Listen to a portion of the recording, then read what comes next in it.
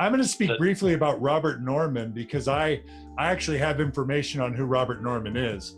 So Robert Norman, really quickly, apparently he was a CES employee, a church education system employee, taught institute and seminary for something like 30 or 40 years, a long time. Expert in the Old Testament.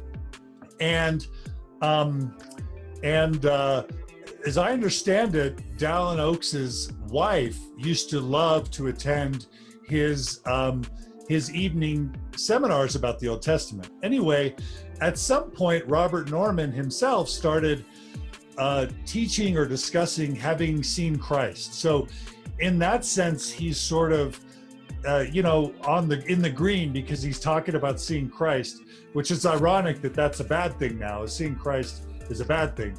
But anyway, what Robert Norman basically, apparently how he views himself, there's a saying called end time servant. I don't know if any of you guys have ever heard of that, but apparently it's a phrase that comes out of scripture that refers to someone who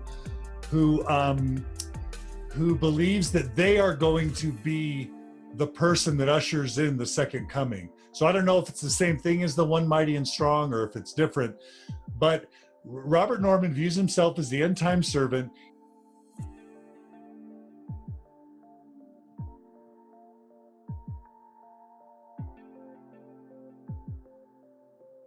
He believes that he's seen Christ, and apparently he has developed a relationship with someone that at the time wasn't his wife.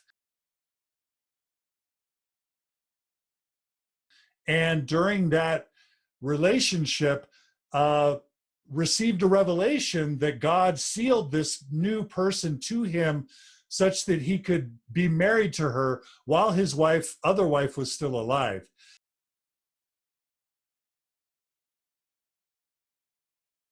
That always happens. It always happens. And this woman, by the way, was married to another man.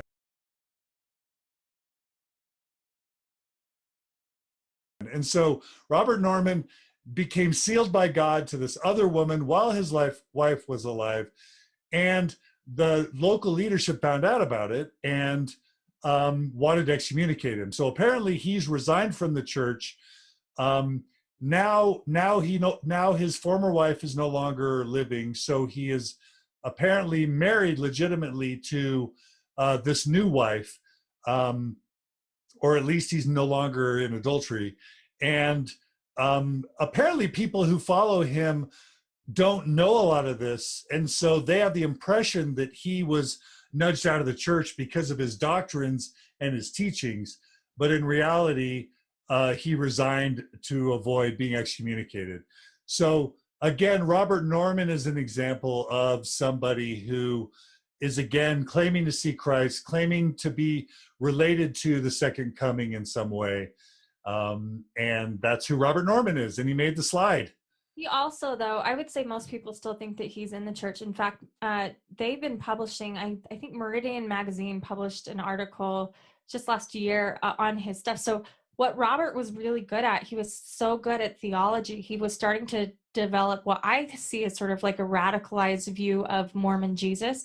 It's a very good interpretation, but he comes up with like this graph of how to understand Christ and our relationship with Christ. And that is used and still published. And the problem is it goes with this little bubble on the screen about people not getting enough. The problem is Robert Norman's interpretations aren't incorrect. So they're very appealing to people.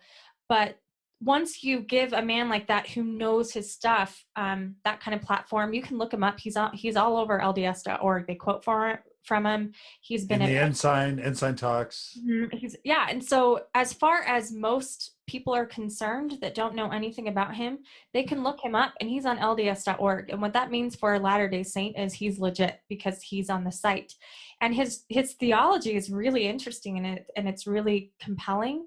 And so again, this whole like not getting enough at church, it's a major problem for the LDS church. And I've been saying this on my podcast, Year of Polygamy, but ever since we abandoned polygamy, there's nothing interesting about Mormonism anymore. The church had to get rid of everything that made Mormonism apart from mainstream Christianity.